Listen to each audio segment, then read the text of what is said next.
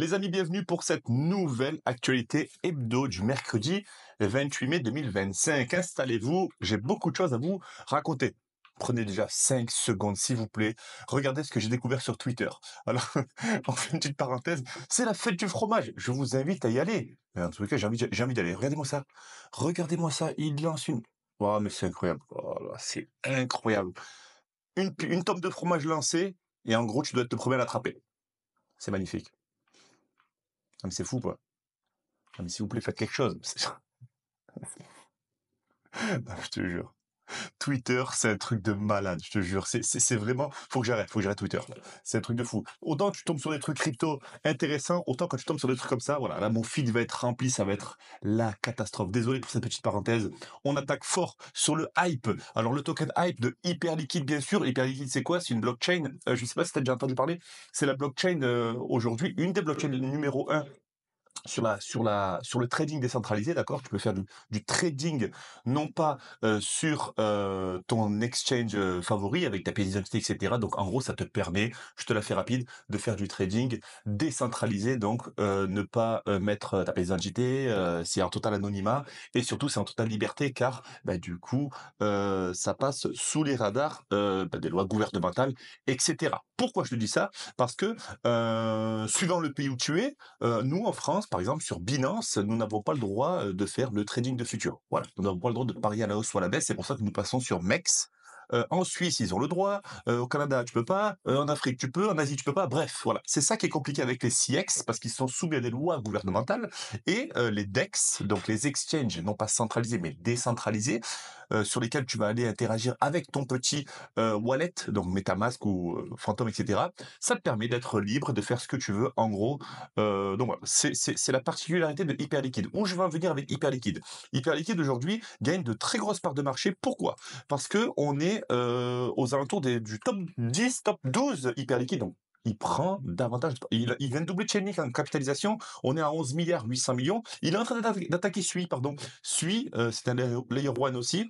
Donc Hyperliquid est un layer one aussi, c'est une blockchain. Il est en train de talonner Sui. Il est en train de prendre, encore une fois, je le répète et je le répète, d'énormes parts de marché. Pourquoi? Il y a un partenariat avec Swissborg qui arrive. Ça veut dire que Swissborg va l'intégrer à son côté trading aussi, très très puissant Swissborg, très très gros exchange. Et en plus de ça, on a un ATH sur ah oui, il y a l'USDC aussi. On peut stacker de l'USDC. C'est écrit là, ben tiens, je l'avais souligné ici. Les utilisateurs sont incités à déposer des USDC, donc du stablecoin, avec un rendement qui s'élève à plus de 13%. Ça veut dire, bon, je te fais pas de schéma, je pense, hein, 13% sur tes intérêts. Tu poses 1000 $, ça te fait 13% à l'année. 10 000 $, 13% aussi. 13% sur de la finance décentralisée. C'est-à-dire que c'est net d'impôts. Net d'impôts. De deux, tu peux le stacker à New York et tu peux le retirer à Sydney ou à Bangkok, peu importe. Donc ça, une liberté géographique, une liberté temporelle, parce que ben, la décentralisation, elle n'est pas soumise à des lois bien gouvernementales, je l'ai dit, mais aussi à une temporalité. Tu peux trader à minuit comme à midi à Séoul ou au Cap-Vert ou peu importe, n'importe quel pays du monde. Donc une liberté, je le répète, temporelle et géographique. Et en plus de ça, ben, un net d'impôt. Donc oui, c'est vrai que j'ai envie de te dire, pour moi, la décentralisation, c'est le futur, oui. Mais encore une fois, attention, nous ne sommes pas des experts en évasion fiscale, d'accord? Euh, si et c'est ce qu'on va aborder tout à l'heure. Si des organisations comme Trump, les grosses sociétés s'intéressent aux cryptos et à la décentralisation, ne t'inquiète pas, ne te sens pas, tu sais, coupable en te disant oui, quand même, c'est un peu risqué tout ça parce que les impôts seraient pas au courant. Ne t'inquiète pas, les lois arrivent, les régulations arrivent, d'accord? Le FMI, on va en parler tout à l'heure aussi par rapport au Salvador. Toutes les organisations comme ça qui sont institutionnelles s'y intéressent de plus en plus. Et si je te disais que les banques s'intéressent et sont dans la décentralisation, tu me dirais quoi aujourd'hui? Tu me dirais quoi? Parce que tu te sentirais peut-être moins coupable d'investir là-dedans et de te lancer là-dedans. Oui, les banques, les plus grosses banques américaines bien sûr, on va en parler, se lancent et sont déjà investies dans la DeFi, la finance décentralisée. Donc, encore une fois, c'est gratuit. Aujourd'hui, cette vidéo est gratuite, hein. Ça t'empêche pas d'être curieux, d'accord, et de comprendre comment ça fonctionne. Juste ça, pas plus, d'accord? Je te demande pas d'investir tes économies dans le token hype, mais juste de comprendre comment ça fonctionne et c'est gratuit. Oui, donc ce layer est un triangle compatible avec les applications d'Ethereum, donc il se développe aussi sur l'écosystème Ethereum. On voit qu'il y a eu un ATH, voilà, il y a eu un open interest, donc un intérêt ouvert de tous les traders et les investisseurs de presque 9 milliards de dollars. Plus de 5,4 millions de dollars de frais sur 24 heures. Donc, en gros, plus il y a des frais de transaction, plus les frais sont élevés, plus la blockchain est utilisée. Donc, ça veut dire qu'elle a vraiment une TVL en croissance et un intérêt croissant aussi. Donc, oui, je le répète, plus les frais de transaction. Je ne sais pas si tu es investisseur sur la DeFi, mais sur Ethereum, par exemple, quand tu fais des transactions sur Ethereum, quand tu es à 1 dollar, par exemple, ça veut dire que la blockchain n'est pas très congestionnée. Mais moi, je te rappelle que j'ai déjà eu des frais allant jusqu'à 200, 250 dollars par transaction. Donc, ça veut dire que la blockchain était très congestionnée. Qu'est-ce que ça signifie? Ça signifie possiblement une altcoin season, parce qu'il y a beaucoup, beaucoup de frais, hein. Quand il y a beaucoup de frais, ça veut dire qu'il y a beaucoup d'interactions, beaucoup d'intérêt sur la blockchain. Et oui, c'est un peu comme une autoroute. Imagine une autoroute, en fait, fluide. Les péages sont à 30 centimes de faire, j'abuse, pas Marseille-Lyon, voilà, 30 centimes. Plus il va y avoir de monde, donc le week-end, les jours fériés, eh ben, les péages vont augmenter en fonction du monde qu'il y aura sur l'autoroute. Voilà.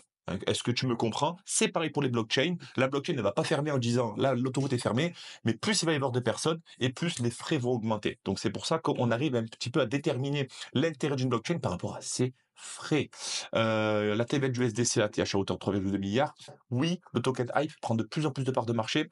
On est en train, attention, à prendre avec des pincettes, on est en train de trouver une possible alternative à Solana. Attention, hein, si Solana devenait à être défaillant, Hyperliquid est en train de trouver une possible, j'ai bien dit possible, alternative à Solana. Attention, je ne dis pas que Hype va remplacer Solana, mais nous pensons trouver une petite alternative à Avalanche, à Sui, etc., pour trouver aussi un bon support de décentralisation pour faire du trading, pour aussi développer des projets, parce que cette blockchain, apparemment, est assez ambitieuse. On passe au hack, bien sûr, dont tu as peut-être entendu parler, le hack de Cetus Protocol. Qu'est-ce que c'est Cetus?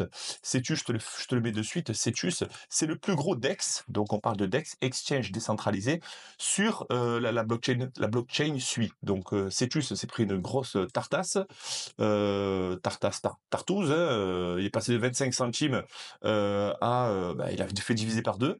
Attention, il n'est pas mort, il est toujours capitalisé à 120 millions de market cap, hein, il n'a pas été rug, comme j'ai envie de dire, mais un token qui se fait diviser par deux en quoi? En une journée. Voilà, on a l'exemple aujourd'hui que Cetus Protocol, capitalisé auparavant à presque 185 millions de dollars, c'est peu, mais c'est quand même plus que certaines pépites sur lesquelles tu es exposé. Cetus, aujourd'hui, on n'est pas à l'abri. Voilà, on est à l'abri de rien en crypto. D'accord? Donc, ne prends pas la confiance. Diversifie-toi, certes. Cetus, je te dis la vérité, j'en possédais, je l'ai tradé, je l'ai vendu. Je suis toujours bullish dessus parce que c'est le premier deck sur Sui, mais j'aurais pas pu anticiper ça. Donc, comment je peux me protéger? En diversifiant mes sources d'intérêt, mes sources d'investissement, pardon, en comment dire? Me renseigner, rester curieux. Je vais pas mettre 100 dollars sur Cetus et laisser tourner. Non, je vais m'intéresser, je vais regarder la TVL, je vais regarder toutes les transactions on-chain qui va dessus et là je vais peut-être te parler chinois, mais tout ça, je l'ai appris gratuitement. J'ai pas payé pour apprendre c'est quoi une TVL, j'ai pas appris pour apprendre à utiliser DeFi Lama, j'ai pas payé pour apprendre à utiliser CoinMarketCap. Tout ça, c'est gratuit. Tu peux t'intéresser gratuitement. Je le répète encore une fois parce que on a des gars comme moi ou des personnes qui sont passionnées par ce qu'ils font. Oui, mais ça va. Franchement, c'est bon là. Il va me vendre sa formation. Non, je te vends rien. Sur cette vidéo, je te vends rien. C'est même pas la peine de croire quoi que ce soit. Cette vidéo, elle est là pour que tu aies un repère. Parce que moi, à mes débuts, j'avais pas de repère. J'avais des repères, quelques youtubeurs que je te recommanderais, on fera une petite vidéo sur ça, mais j'avais pas de repère. Euh, Quoi regarder et quand regarder, est-ce que c'est fiable et c'est pas fiable? J'espère que ce que je te partage aujourd'hui, tu apprécieras et que tu te diras, tous les mercredis, j'ai ma petite actualité, il me partage ce qui c'est, en fait, je fais office de filtre. Tu vois, et j'essaie de te vulgariser tout ça. Donc, et tout ça, c'est gratuit, je le répète. Est-ce que je m'éloigne? Est-ce que je suis en train de changer de sujet? Je sais pas, mais je suis comme ça. Donc, dis-moi en commentaire ce que tu en penses. Cetus Protocol divisé par deux, on en a rien à faire. C'est fait maintenant, on va pas non plus retourner. Je n'achèterai pas le couteau qui tombe, je n'ai pas encore acheté de Cetus, d'accord? Par contre, Sui a pris Non, même pas, ouais, un petit claque, non, parce que Sui, enfin, vu que c'est le DEX sur Sui, forcément, on aurait pensé à ce que Sui aussi, se prenne une petite claque, mais non, non, pour l'instant, non. J'ai mis une petite annonce sur Discord comme quoi Sui allait, débloquer quelques millions de dollars pour soutenir le hack de Cetus parce qu'ils ont dû geler des tokens, comme ils font d'habitude, pour protéger, les investisseurs. Donc voilà, sans plus, là, j'ai envie de vous dire, Cetus frappé de plein fouet, perte colossale sur le marché, et cetera. On laisse le couteau tomber, on laisse voir. Attention, Solana a déjà été hacké plusieurs fois. Solana, regarde, ça t'empêche pas d'avoir confiance dessus ou de continuer dans le dé ou d'en acheter, d'accord? Donc, pour moi, il y a 2 écoles. Il y a l'école du jamais hacké, Bitcoin, jamais hacké, intact. Et il y a l'école du déjà hacké. Le déjà hacké, c'est Solana. Donc, moi, j'ai envie de te dire qu'il y a du bon dans les deux sens. Il y a du bon dans Bitcoin parce que jamais hacké, mais il y a du mauvais côté parce que si Bitcoin se fait hacker, est-ce qu'il se relèvera? Et bien sûr, il y a Solana. C'est-à-dire qu'il a déjà été hacké, il s'est relevé. S'il avait jamais été hacké, est-ce qu'on aurait, voilà, est-ce qu'il y a plus de confiance parce qu'il se relève des hacks? Il y a 2 écoles. Donc, à toi de faire tes propres recherches. Dior, do your own research, comme on dit, Dior. Mais j'ai envie de te dire, continue de t'intéresser, continue de comprendre pourquoi Solana a été hacké, pourquoi Cetus a été hacké, et qu'est-ce qu'ils ont entrepris après ce hack. Ça, c'est important pour savoir si le projet reste viable et qui flanche pas au premier hack. Passons à l'actualité suivante, sinon on va rester là à dormir. Bitcoin. Bitcoin, 1 million de dollars d'ici 2030. Qu'est-ce que t'en penses? Moi, si je te disais que je le vois à une valeur illimitée Bitcoin. Ouais, mais ça va, donne-moi les chiffres. Non, on n'est pas au PMU, on n'est pas au café avec en train de gratter les morpions et le tiercé. Non, Bitcoin 1 million de dollars d'ici 2030, on peut en parler éternellement. Par contre, ce que je sais, c'est que je pense que tu vas me voir arriver, pour les personnes qui me connaissent, Bitcoin, on a une offre limitée, 21 millions de jetons, d'accord? En 2040, on aura libéré 99 de la supply. Je te la fais rapide. C'est des maths.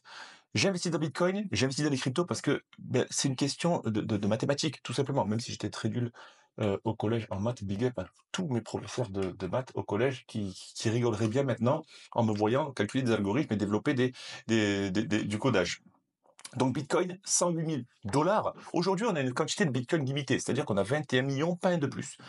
On va miner du Bitcoin jusqu'en 2140 environ, d'accord? Donc on est même pas en 2040, on est même pas en 2030, ça veut dire qu'il reste encore 115 ans, on va miner du Bitcoin. En 2040 environ, on aura miné 99% de la supply, donc 99% des 21 millions. Ne me demande pas combien ça fera de Bitcoin, je ne sais pas, hein, fais ton calcul. Il restera 1% à miner sur 100 ans. Qu'est-ce que ça signifie? Ça signifie que forcément, on va miner de moins en moins, d'accord? On aura toujours des personnes qui perdent leur bitcoin parce que, les gens, ils perdent leur bitcoin par des transactions, et cetera. On aura aussi beaucoup de portefeuilles dormants, c'est-à-dire que des portefeuilles qui ont été perdus ou qui sont, dormants, hein, voilà. Je pense que tu as la référence du mot. Et là, tu vas te dire: il y en aura de moins en moins. Oui, il y en aura de moins en moins. Mais de l'autre côté, si on a une demande qui est accrue, et ça, on va le voir sur les prochains articles, reste bien jusqu'à la fin. Jusqu'à la fin, je communique cette vidéo parce qu'on va checker ensemble pourquoi je te dis ça. On a une demande qui est exponentielle, c'est-à-dire qu'on a de plus en plus de demandes. On a le Salvador qui en achète, on a un Trump qui va investir des milliards de dollars dans Bitcoin. Et là, tu te demandes s'il faut en acheter. Oui, oui, faut en acheter. Personne ne te reprochera d'acheter du Bitcoin. Oui, tu me l'as fait acheter à 108 000, t'es un enfoiré, dans 3 mois, 3 mois après, il était à 60 000 dollars. Ouais, mais ne me reproche pas de t'avoir lancé sur Bitcoin.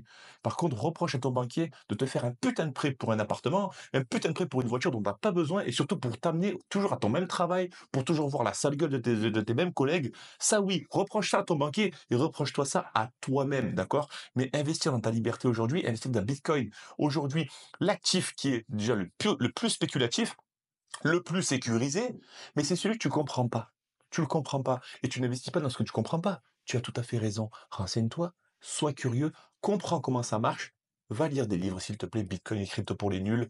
Je te le recommande. Les crypto-monnaies en quelques pages, là, je te recommande. Lis, instruis-toi, sois curieux. N'investis pas avant, d'accord? Bitcoin, 1 million de dollars d'ici 2030, je ne sais pas, mais ce qui est sûr, c'est que ça sera 1 million de dollars minimum d'ici, je ne sais pas combien d'années, mais en 2040, j'en suis quasiment sûr qu'il va littéralement exploser parce qu'il n'y en aura plus en production. Les mineurs vont travailler de plus en plus, ils vendront de plus en plus cher leur bitcoin, et beaucoup de fermes de minage vont fermer, je pense, parce que ça coûtera de plus en plus cher à produire. En fait, c'est un cercle non pas vicieux, mais vertueux. C'est un cercle où, Bitcoin restera une réserve de valeur quoi qu'il arrive. Et on va arriver aussi sur le fait qu'on a de plus en plus de personnes qui se tournent, des gros investisseurs qui se tournent sur le Bitcoin plutôt que sur les obligations. C'est ce que je te partage de suite. En gros, les bons du trésor américain et les obligations, qu'est-ce que c'est? On a déjà c'est considéré comme un des investissements les plus sûrs du monde. Voilà, les bons du trésor américain, parce que déjà c'est libellé en dollars. Le dollar, la monnaie la plus utilisée dans le monde, la devise la plus importante qui pèse le plus dans le monde. Et de deux, en gros, on a la Fed, donc qui est gérée, présidée par Jérôme Powell, tu le sais. C'est celle qui donne aujourd'hui, c'est elle qui allume et qui éteint, j'ai envie de dire, voilà, la planche à billets aux États-Unis. C'est elle qui imprime le dollar et qui régule l'économie américaine. Où je veux en venir? Aujourd'hui, la Fed, elle est là pour réguler l'économie, d'accord? Elle est là pour que les Américains, pour que la politique monétaire américaine ait une économie stable.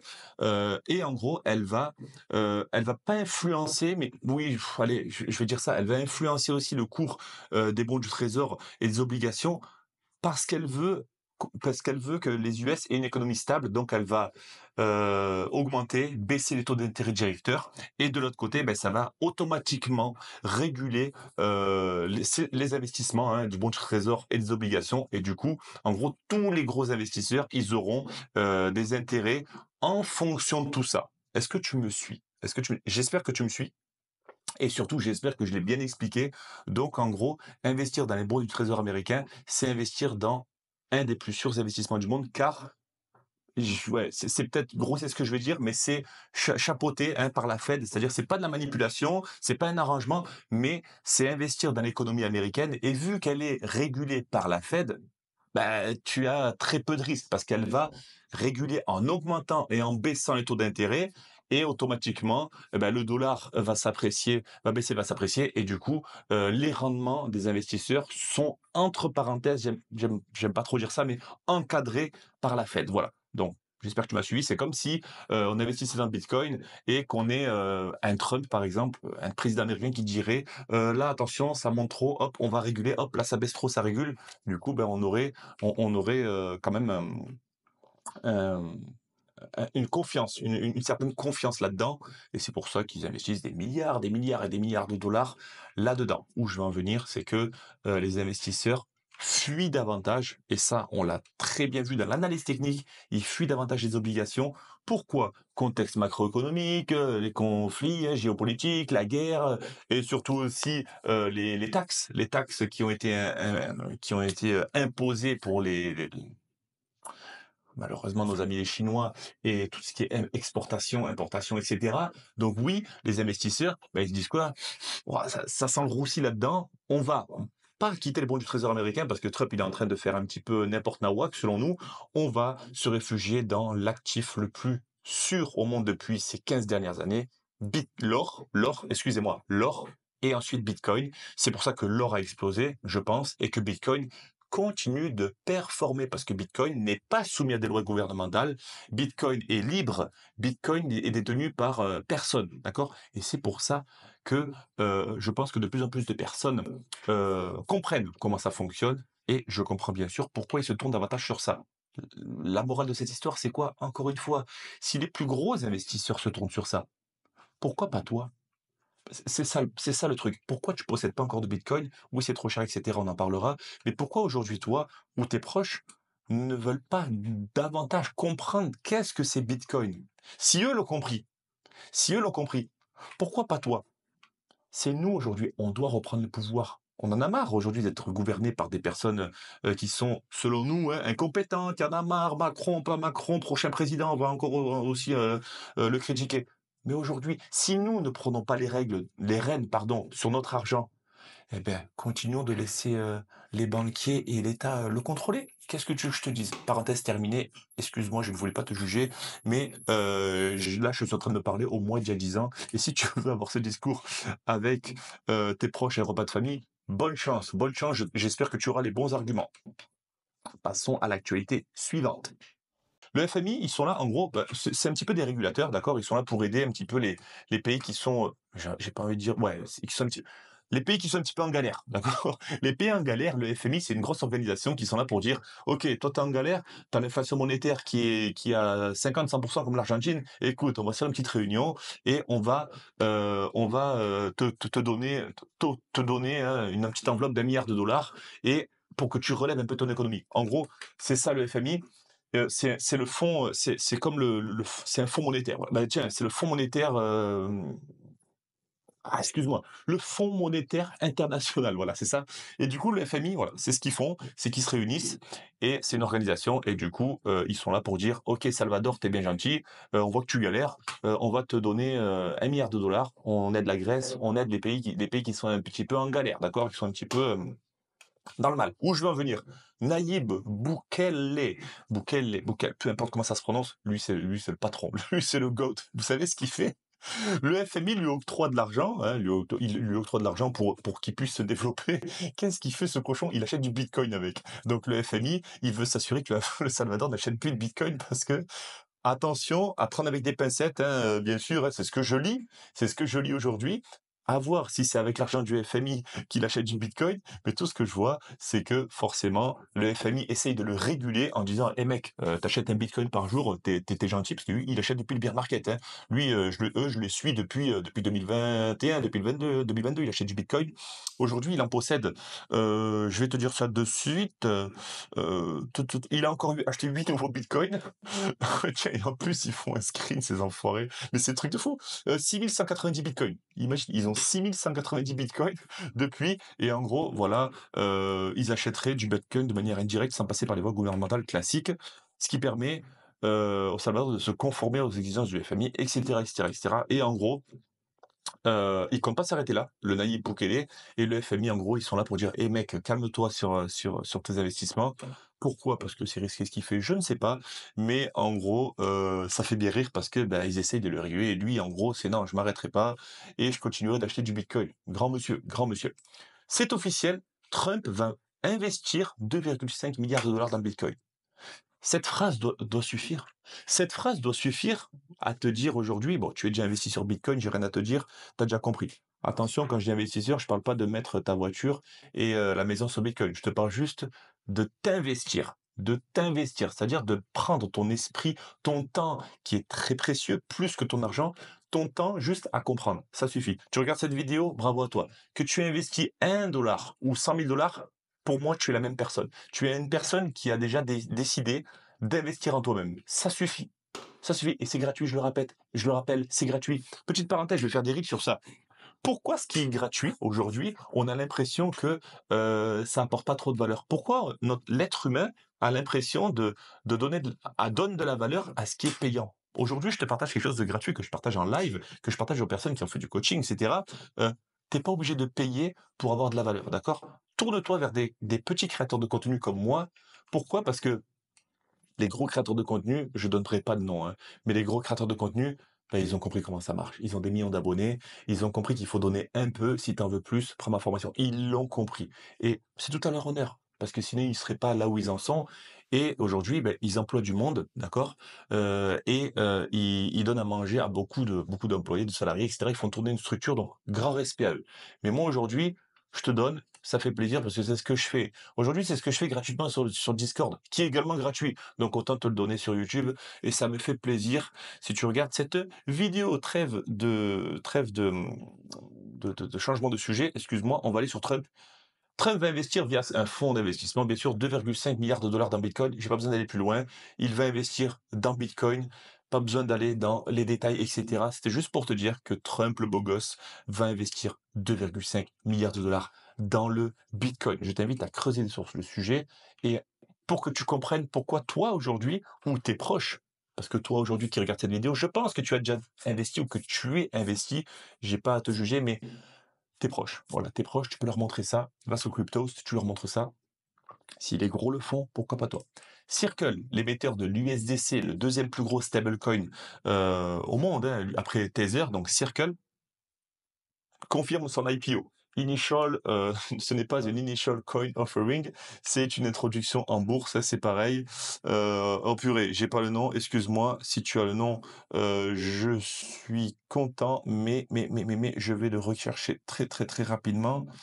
Excuse-moi. Bref, des fois ça arrive de pas avoir de trou, mais c'est pas grave. En gros, c'est une introduction en bourse. Ils vont bel et bien rentrer en bourse. Deuxième chose, Circle va rentrer en bourse. Le deuxième plus gros émetteur de stablecoin va rentrer en bourse. Ça y est, c'est fini. C'est officiel. Ça veut dire que là, bah, ton banquier, n'importe qui pourra pas te dire: «Ah, qu'est-ce que tu fais avec tes faux crypto ton faux crypto argent, tes crypto sous, ton faux argent que tu peux pas utiliser pour faire tes courses. Moi, mon lingot d'or, que s'il y a la guerre, je peux aller m'acheter ma saucisse ou ma bouteille de vin avec». Ça, on la connaît celle-là. La personne qui te dira ça, elle est pas investisseuse et laisse-la enterrer. Laisse-la, elle est enterrée. Quand je dis enterrée, enterrée au pied. Elle peut pas sortir. Elle est figée. Aujourd'hui, Circle va rentrer en bourse. Ça y est, un pas de plus vers l'adoption. Et c'est encore une fois très, très, très puissant et très révélateur sur la puissance de l'adoption. Tout simplement. Pas besoin d'en dire plus, pas besoin d'aller sur les détails. Circle va rentrer en bourse.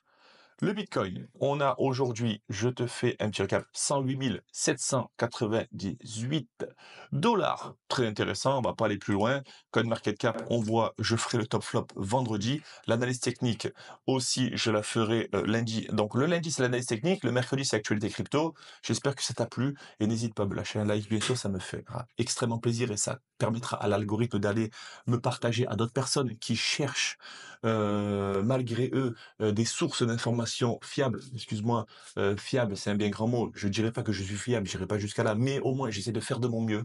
Et c'est tout ce que j'aime faire parce que il y a quelques années, je regardais des personnes partager ça et je me dis qu'aujourd'hui, c'est moi qui le partage et j'espère grandement que ça t'aidera à y voir plus clair. Ne te fie pas à tout ce que je vais dire, mais c'est juste histoire de te donner un petit peu, voilà, un petit peu ta petite dose d'actualité chaque semaine et j'espère te revoir mercredi prochain. Vendredi, je te partagerai le top flop crypto, c'est-à-dire que c'est tout nouveau. Je ferai le top 5 qui a performé et le top 5 qui a sous-performé. Est-ce qu'il y a opportunité à saisir? Peut-être. Est-ce qu'il y a des cryptos à vendre que tu as dans ton wallet? J'espère bien aussi. Mais voilà, j'espère que cette vidéo t'a plu. Je vais retourner sur Twitter là, parce que là, c'est incroyable ce qui se passe avec tous. Quand je vais sur Twitter, donc je vais cliquer sur X, donc là tu vois bien que j'étais sur la fête du fromage, je voulais te partager ça parce que c'est un truc de malade. Mais je vais sur Twitter, je clique, bon là j'y suis allé, hop, et là, il suffit que je regarde une connerie comme ça, parce que je pense que je suis pas le seul, hein, toi comme moi, hein. On va me mettre plein de conneries sur mon feed. C'est un truc de fou furieux. Et avant, j'avais beaucoup de beaucoup de voilà, tu vois? Là, j'ai Winklevoss qui est l'ancien associé, non, c'est pas un associé du il s'est fait voler l'idée de Facebook lui. Winklevoss, les frères Winklevoss, je sais pas si tu as vu le film Social Network avec, sur Mark Zuckerberg là, il est excellent. Winklevoss, c'est un des gars qui avait, les jumeaux qui avaient l'idée de Facebook, The Facebook. Zuckerberg leur a volé l'idée et cetera. Ils ont perçu des millions de dollars de dédommagement et ils ont investi une grosse partie dans Bitcoin quand il était à quelques dollars. J'ai pas besoin de t'en dire plus, ils sont milliardaires en Bitcoin et oui, aujourd'hui, ils pensent que Bitcoin atteindra 1 million de dollars, mais oui, c'est logique. Et si ces gars-là se sont lancés dans Bitcoin quand il était à quelques centimes, tu vois, ne te dis pas c'est trop tard. D'accord? S'il te plaît, ne te dis pas c'est trop tard. Voilà, idiot du village et on commence à mettre des conneries et j'en peux plus. Il faut que je refasse mon fil là, ça va pas du tout. Mais pour te dire que Bitcoin, c'est peut-être trop tard pour toi. T'as 1000 balles à mettre? D'accord, Bitcoin, c'est trop tard, ça te fera 0,001 Bitcoin. C'est trop tard. Mais qu'est-ce que tu penses de si je te dis, par exemple, je vais aller dans la page, je te fais une bêtise, hein, je te dis une bêtise, hein. Attention, je te dis pas une connerie, mais je te fais un exemple à ne pas prendre au sérieux. On est sur 1 milliard de market cap ici, d'accord? Si je te dis, bah, attends, on va y aller. On va y aller, par exemple. On va aller sur celui-là. On va sur Jupiter. 1,8 milliard de dollars. C'est pas trop tard, Jupiter, un des plus gros DEX sur Solana, c'est pas trop tard. Donc oui, Bitcoin, c'est trop tard, mais t'as 1000 dollars. Tu peux pas mettre 200 dollars sur Jupiter. Attention, hein, attention, ce n'est pas un quotient d'investissement. Je te parle de maintenant. Jupiter, on a un plus haut, hein, on a un plus haut le 1 avril 2024, hein, c'est-à-dire qu'il y a un an, hein, il était à 1,7 dollars. mets 200 $ sur Jupiter, mets 200 $ sur le plus gros DEX d'Ethereum, mets 200 $ sur le Hype, mets 200 $ sur ça. Tu divises ces 1000 $ par 5, je te garantis que tes 200 $ vont faire des bons. Donc, ne reste pas figé à l'idée de oui, Ethereum c'est pas assez cher, oui, Bitcoin c'est pas assez cher. Ethereum, il était à 1300 $. Ouais, il le donne à 1005 là, mais il me semble qu'il était tombé à environ 1300 $, 1400 $ le mois dernier. C'est ça? 1385 $ le 14 avril. C'est trop cher ici. Ici, t'aurais pas acheté non plus. C'était trop cher. Donc, pose-toi, pour finir, pose-toi vraiment les bonnes questions. Aujourd'hui, je trouve que tout est plus cher. Tout est trop cher. Mais de l'autre côté, quand c'est les soldes, j'ai une peur qui m'empêche d'acheter. J'ai vraiment cette peur-là, et quand ça repart, je retourne dans la boucle, et c'est trop cher, et quand ça rebaisse, et si ça va plus bas, et quand ça remonte, et si c'est trop cher, et quand ça rebaisse. Je te saoule avec ça. Oui, c'est parce que tu n'as pas de plan, d'accord? Donc ça, on l'abordera si tu veux sur le Discord, c'est gratuit, je te mets le lien dans la description. Je te mets le lien aussi du Telegram si tu veux participer aussi à l'actualité que je partage. On n'est pas beaucoup et c'est tant mieux comme ça. Voilà, donc je reviens toujours au graphique, il faut que j'arrête parce que, bah, je fais toujours ça, mais c'est une mauvaise habitude. Aujourd'hui, c'était l'actualité crypto. J'espère que ça t'a plu déjà, de un. Si tu as des questions, tu me les poses sur les commentaires, ça me fera super plaisir. N'oublie pas de mettre un like et de suivre, cette chaîne et de la partager aussi à toutes les personnes qui s'intéressent à la crypto. Je le répète, c'est gratuit et ça le restera. Je te souhaite une bonne journée et à la semaine prochaine. À plus, ciao.